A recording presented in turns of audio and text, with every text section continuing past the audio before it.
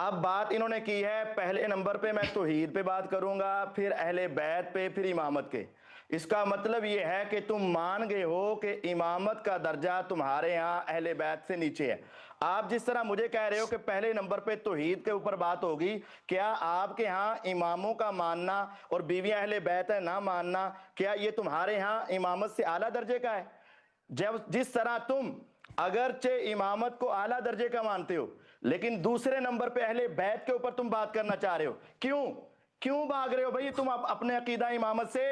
کیوں بھاگ رہے ہو؟ ہم نے جعفر کاظمی کو یہ موضوع مناظرہ اور یہ شرائط میں نے بھی بھیجی ہوئی ہیں، شاہد انصاری صاحب نے بھی بھیجی ہوئی ہیں، اور ہماری یہ بات اس کے ساتھ طے شدہ ہے۔ یا تو جعفر انصاری کو اپنے پینل سے نکال دو اور اس کو جھوٹا کہہ دو اور اس کو غلط کہہ دو، باہر نکال پھینکو، اور اگر آپ نے ان کو اپنے سامنے رکھا ہوا ہے تو اس کی بات کو قبول کرو اور تسلیم کرو۔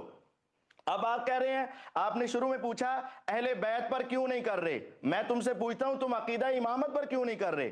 آپ کہتے ہو کہ میرا اہل بیت پہ تخصص ہے، میں کہتا ہوں تیرا امامت کے موضوع پہ تخصص ہے، تم عقیدہ امامت کو کیوں چھوڑ رہے ہو؟ اپنے عقیدہ امامت پر آؤ نا۔ تم کہتے ہو شرائط لکھی ہوئی میں نے مان لی ہیں، جناب ان شرائط کے ساتھ ساتھ اس سے پہلے موضوع مناظرہ بھی لکھا ہوا تھا، آپ اس کے بارے میں بات کرو۔ اور جو آپ بات کر رہے ہو ہندو کا رب ایسا ہے، مشرکوں کا رب ایسا ہے، یہودیوں کا رب ایسا ہے، اس طرح کی بات کر رہے ہو، میں بھی تمہارے عقیدہ امامت کے بارے میں بتا دوں گا تمہارا امام کیسا ہے۔ تمہارے نزدیک امامت کی جو شرائط ہیں وہ تو رب سے بڑھ کر ہیں، تمہارا عقیدہ امامت کفریہ شرکیہ عقیدہ امامت بن جاتا ہے، اور تمہارا عقیدہ امامت بھی توحید کے خلاف ہے۔ ہم اسی لیے تو کہہ رہے ہیں پہلے عقیدہ امامت پر آئیں، ہم تمہیں بتائیں گے تم رب کے بھی گستاخ ہو، نبیوں کے بھی گستاخ ہو، صحابہ کے بھی گستاخ ہو، اہل بیت کے بھی گستاخ ہو، اور اماموں کے بھی گستاخ ہو۔ تم ہمارے سامنے پہلے اس عنوان پر بات کرو، عقیدہ امامت پر، تاکہ تمہاری عقیدہ توحید والی بات بھی سمجھ آ جائے گی کہ تم رب کو عالم الغیب مانتے ہو یا اماموں کو عالم الغیب مانتے ہو، تم رب کے اختیارات زیادہ مانتے ہو یا اماموں کے اختیارات زیادہ مانتے ہو، تمہارے نزدیک رب تعالیٰ کا اقتدار زیادہ ہے یا اماموں کا اقتدار زیادہ ہے، تمہارے نزدیک امامت کے پاس زیادہ اختیارات ہیں یا رب تعالیٰ کے پاس زیادہ اختیارات ہیں؟ یہ بھی تمہارا عقیدہ توحید بھی اس کے اندر آئے گا۔ مسئلہ امامت پر پہلے بات کرو، اس میں تمہارا عقیدہ توحید بھی آئے گا، عقیدہ رسالت بھی آئے گا، عقیدہ امامت بھی آئے گا، عقیدہ اہل بیت بھی آئے گا، توہین اہل بیت بھی آئے گا، یہ سارا کچھ آئے گا۔ اس وجہ سے آج ہم نے آپ کو بھاگنے نہیں دینا، آپ ہمارے عنوان پہ طے کریں اور عقیدہ امامت پہ تشریف لائیں۔ اوکے آپ کے 3 منٹ ختم ہے، اب میری باری ہے۔ بسم اللہ الرحمن الرحیم۔ محترم ناظرین، آپ نے دیکھا کہ میرے سارے ادعا صحیح ہیں، ان کے رب میں اور کرشنا میں اگر کوئی فرق ہوتا نہ تو فوراً مان لیتا، کہتا او شیو یہ کتنی بڑی بے تمیزی ہے تمہاری، کتنا بڑا جھوٹ ہے، تم جھوٹے ہو، ہم تو اللہ وحدہ لا شریک کی عبادت کر رہے ہیں، آپ مشرک ہیں نا۔ یہ اس کو یہ کہنا چاہیے تھا، اس نے یہ تو نہیں کہا نا، اس نے بالکل پیچھے خالی کر دیا۔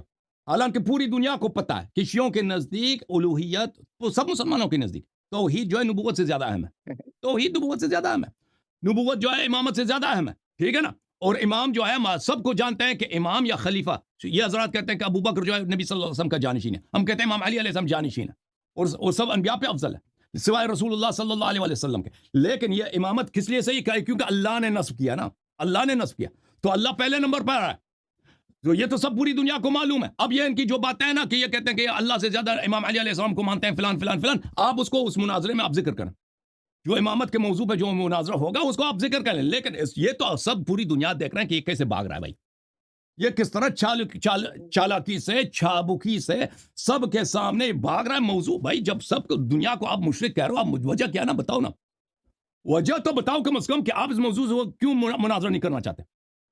جب آپ کے اوپر اتنا بڑا الزام لگ رہا ہے کہ آپ کے رب میں، ہندوؤں کے رب میں فرق ہی نہیں ہے، آپ کو کوئی غیرت نہیں ہے شیخ صاحب، آپ میں کوئی دینی حمیت نہیں ہے، آپ کو ابن تیمیہ کے مکتب، احمد ابن حنبل، بخاری مسلم، اہل حدیث کے مکتب کے بچانے کی کوئی فکر نہیں ہے کہ بھئی آپ غلط کہہ رہے ہیں، ہم مجسمہ نہیں ہیں، ہم میں اور ہندوؤں کے عقائد میں زمین آسمان کا کیوں نہیں مانتا یہ شخص، کیوں نہیں مان رہا یہ شخص؟ کیونکہ میرے ادعا سب صحیح ہیں۔ وہابی مرے گا اسماء و صفات پہ مناظر نہیں کرے گا، اہل حدیث مرے گا اپنے رب کے صفات پہ گفتگو نہیں کرے گا کہ اس کا رب کیسا ہے، کبھی گفتگو نہیں کرے گا، کیونکہ اس کا رب جو ہے نا وہ کیا چیز ہے، وہ آسمان میں رہتا ہے، اس کی داڑھی ہے، وہ دھوتی پہنتا ہے، عجیب غریب چیز ہے، وہ ایک چیز ہے جی ٹھیک ہے، وہ اتنا اس کی شکل بھیانک ہے کہ کبھی اس پہ گفتگو نہیں کر سکے گا یہ شخص. اچھا اب مجھ سے سوال کیا کہ اہل بیت اور امامت، کیا آپ اس کو اہل بیت علیہ السلام کو امامت سے زیادہ سمجھتے ہیں؟ یہ کتنا یہ شخص اس کا مطالعہ کم ہے، مطالعہ کتنا اس کا کم ہے بھائی. یہ سمجھتا ہے کہ اہل بیت علیہ السلام اور امامت دو چیزیں. اور بھائی ایک بات یہ ہے کہ حدیث میں جو اہل بیت کا لفظ آیا، قرآن میں جو اہل بیت کا لفظ آیا، وہ ہمارے نزدیک ائمہ طاہرین علیہ السلام ہے. یہ دو نہیں ہے، ٹھیک ہے نا.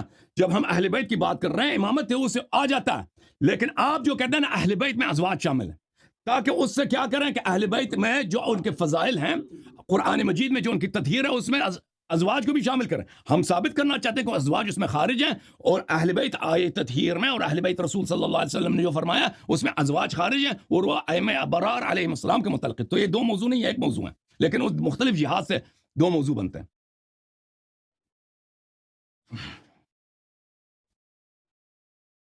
مائک کھول دیں اپنا شیخ صاحب، مائک آپ کا بند ہے، اپنا مائک کھول دیں.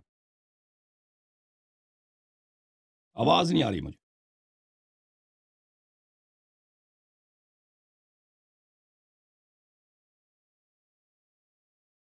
آواز نہیں آ رہی شیخ صاحب. اپنے رب سے اپنے رب سے مدد مانگو. کسی بندے سے مدد نہیں مانگنا، مشرک ہو جاؤ گے. رب سے مدد مانگو. مائک کھول دیں آپ. آواز نہیں آ رہی شیخ. میں نے بند نہیں کیا بھائی، پتہ نہیں کہاں سے بند ہے بھائی. شیخ یہ کیا کہہ رہا ہے بھائی؟ کیا ہو گیا اس کے مائک کو؟ اس کے مائک کو کھول دو بھائی کوئی.